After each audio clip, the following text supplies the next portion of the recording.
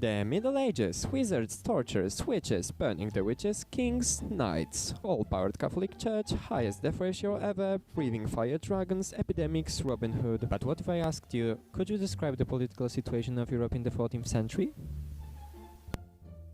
Well, of course you couldn't, because they were all dead. The Middle Ages is the period which lasted between the Antiquity and Renaissance. It lasted over 1,000 years, making it one of the longest ages in history. It all started with the fall of the Western Roman Empire in the year 473, and all afterwards were the Middle Ages. The Middle Ages can be divided into three stages: the Barbarian Era, the period when the barbaric tribes conquered Roman Empire and started setting up their kingdoms, also known as the Early Middle Ages, which lasted since the 5th to 11th century, when the High Middle Ages began.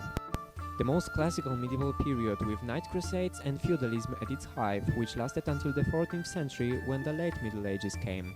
The period which ended the Middle Ages, starting the Age of Discoveries, philosophical, economical and cultural rebirth, known as Renaissance, which started in the late 15th century. And today we're gonna discuss the Barbarian Era. So what's with all these barbarians? When you think barbarian, you may see the insane primitive guy destroying everything around. And you'd be right, but for the Romans and Greeks it was simply everyone who did not belong to their culture, and they were rejecting every outsider, which they viewed as uncivilized. This cool barbarian free order, however, couldn't last forever.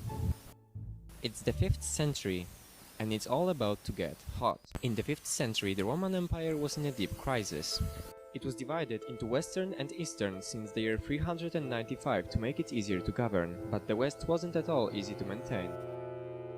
It had problems with crops, was being shattered by civil wars, stopped the territorial expansion, and had problems with the barbarians or their border. Let's explain some things. The European continent has been ruled by the Romans, who had conquered a vast part of it, but they weren't the only ones there. There were also the Germanic tribes, just like Jutes, Angles, Saxons, Franks, Burgundians, Goths, who split into Visigoths and Ostrogoths, the Avars with their characteristic way of splitting the hair into two ponies, the Bulgars, the ancestors of today's Bulgarians, and the incoming Slavs, who are migrating to Europe trying to run away from the Huns, the nomadic tribes who have conquered most of Asia.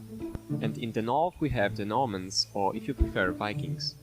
The Huns will disturb all this order by forcing the Slavs to relocate to the Germanic territories, so the Germanic tribes moved west and pushed into the Roman Empire, which this time was too weak to defend.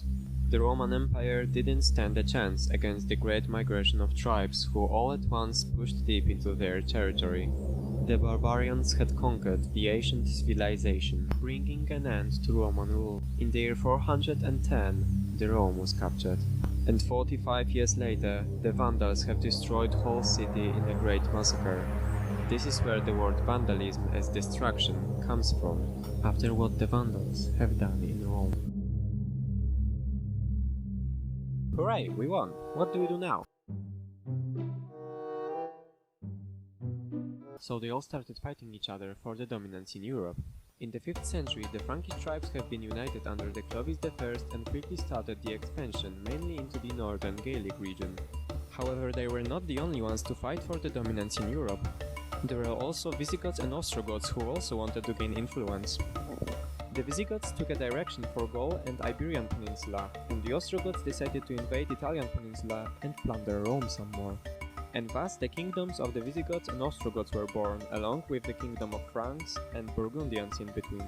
The Franks wanted the Visigoths out of Gaul, and so they attacked and defeated the Visigoths at the Battle of Ville and pushed the Visigoths from Gaul. And soon the Frankish kingdom would conquer whole Gaul. And it was all nice and peaceful that, oh no way, because the 6th century is gonna get Byzantine.